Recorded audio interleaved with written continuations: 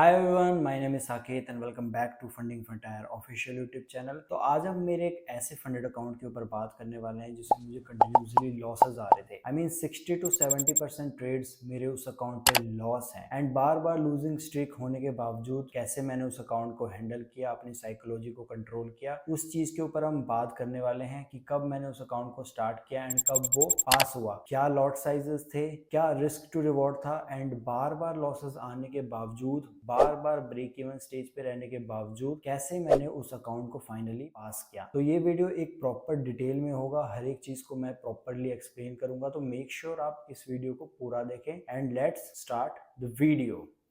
तो ये हमारा अकाउंट नंबर था एंड ट्रेडिंग का जो स्टार्टिंग पीरियड था, मतलब जब से मैंने ट्रेड स्टार्ट किया था वो 12 दिसंबर था। पिछले महीने, पिछले साल 12 दिसंबर को हमने इस अकाउंट में ट्रेडिंग स्टार्ट की थी। फंडिंग फंटायर में फेज 1 में हमें 7.5% बनाना होता है, तो आप देख सकते हो कि कंप्लीट हो चुका है एंड 13 ट्रेडिंग डेज हैं। ये सिर्फ प्रॉफिटेबल डेज हैं, टोटल ट्रेडिंग डेज ज्यादा होंगे एंड विन रेशियो हमारा सिर्फ 38% का। आप देख सकते हो कि 38% के विन रेशियो से भी हमने ये अकाउंट फाइनली पास कर लिया। जो हाईएस्ट ड्रॉडाउन था हमारा अकाउंट का वो था 9,152, मतलब सिर्फ 1.5% बच गया था ये ब्रीच होने से और वहां से ये अकाउंट पास हो गया। तो आप देख सकते हो कितनी बड़ी बात है कि लाइक 8.5% अकाउंट डाउन था, फिर भी वो पास हुआ है 7.5%। तो ऑलमोस्ट मैंने 15-60% रिकवर किया, हाईएस्ट आप देख सकते हो। एंड यहाँ पे हम ओवरव्यू की बात करते हैं अकाउंट परफॉर्मेंस की। तो यहाँ हमने 12 दिसंबर को अकाउंट स्टार्ट किया था। आप देख सकते हो कि यहाँ ये डाउन गया, ऑलमोस्ट 7.5% डाउन चला गया था। देन ब्रेक इवन से थोड़ा सा ऊपर आया, ऑलमोस्ट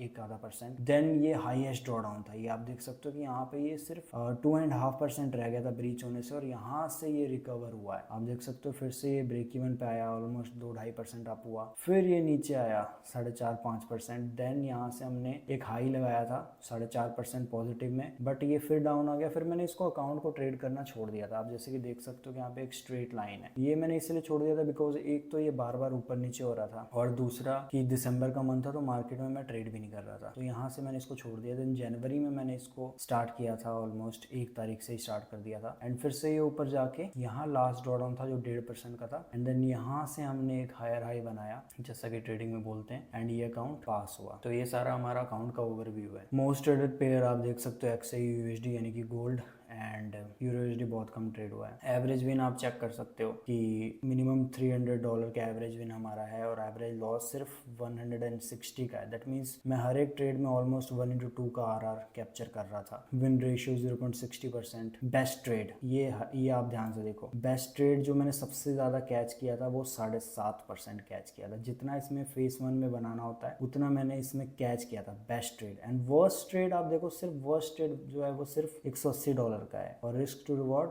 1.88। ये डेली समरी है कि पर डे कितना लॉस हुआ है। और प्रॉपर जो MT5 का स्क्रीन रिकॉर्डिंग है ना वो यहाँ पे आपको आ जाएगा। आप देखो ये वाली सारी स्क्रीन रिकॉर्डिंग, इसको पॉज करके देख लेना। सारी स्क्रीन रिकॉर्डिंग डाल रखी है कि कितने लॉसेस आए, कितने लॉसेस के बाद कितने बड़ा विन आया कि अकाउंट रिकवर हुआ। जैसे कि आप देख सकते हो कि बार बार अकाउंट ऊपर जा रहा था, फिर नीचे आ जा रहा था, फिर ऊपर जा रहा था। तो ये सारी हिस्ट्री है, इसको वीडियो पॉज करके देख लेना। एंड अब हम बात करते हैं कि कैसे मैंने इस अकाउंट को इतने लॉसेस के बाद भी फाइनली पास किया।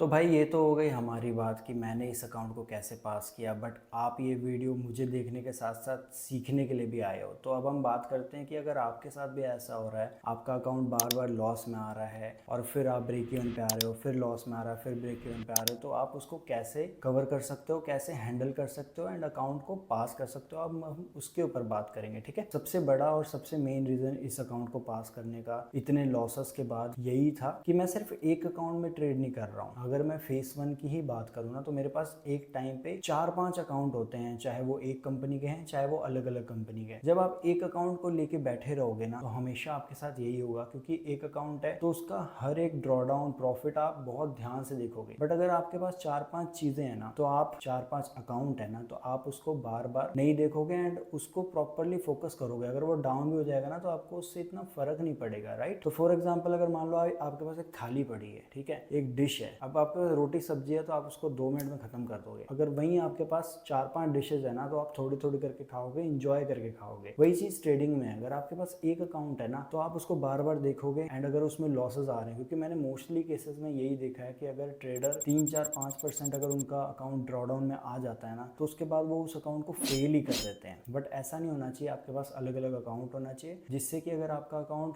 ब्रेक इवन, लूजिंग ट्रेड्स या लूजिंग स्ट्रिक से अपने माइंडसेट को, अपनी साइकोलॉजी को कंट्रोल करके उस अकाउंट को पास कर सको। तो आई होप आपको इस वीडियो से बहुत कुछ सीखने को मिला होगा। हर एक चीज़ में आप अपनी ट्रेडिंग में अप्लाई करो and make sure to subscribe Funding Frontier official YouTube channel, क्योंकि बहुत अच्छे अच्छे videos on the way. Thanks.